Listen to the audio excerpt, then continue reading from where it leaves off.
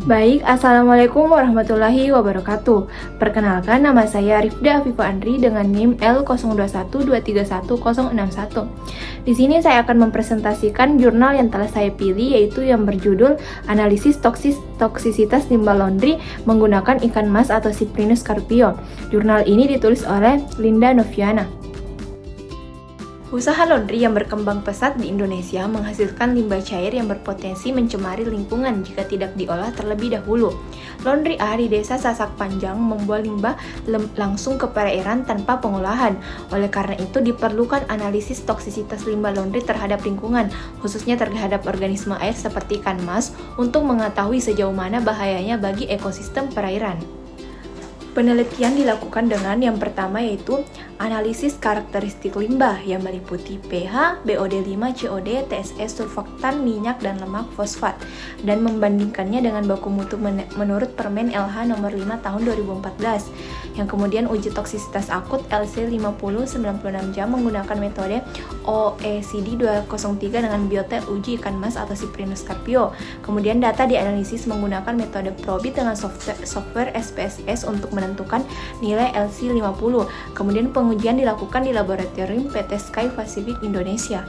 Adapun hasil dan pembahasan yang didapat dari penelitian ini yaitu karakteristik limbah laundry A menunjukkan parameter surfaktan, BOD5, COD, TSS, dan pH melebihi baku mutu lingkungan. Surfaktan tercatat sebesar 183,10 mg per liter.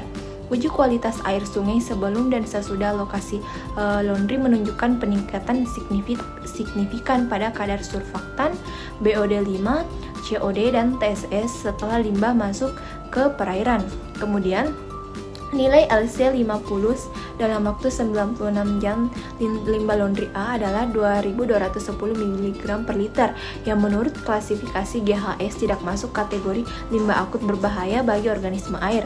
Kemudian, meski secara akut tidak berbahaya, terdapat potensi dampak jangka panjang terhadap ekosistem dan kesehatan manusia akibat akumulasi surfaktan. Berdasarkan tabel pada grafik hasil uji LC50 dapat diketahui bahwa jumlah kematian ikan mas akan meningkat seiring dengan meningkatnya konsentrasi limbah dan lamanya waktu pemaparan.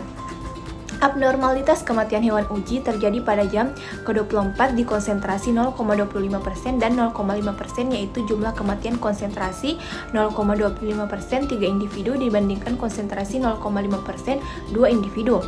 Abnormalitas terhadap kelangsungan hidup ikan dapat dipengaruhi oleh faktor internal yang berasal dari dalam tubuh ikan itu sendiri, seperti faktor fisiologis, genetik, dan daya tahan tubuh ikan. Sedangkan faktor eksternal yang meliputi kondisi lingkungan tempat ikan hidup seperti sifat fisik, kimiawi, dan biologis perairan.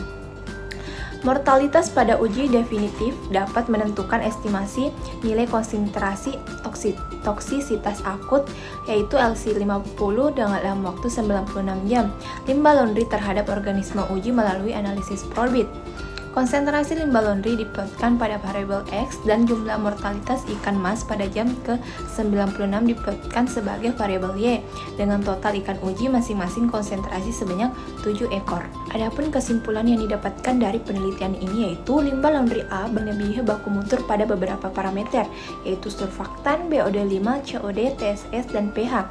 Nilai LC50 96 jam terhadap ikan mas adalah 2200 mg per liter.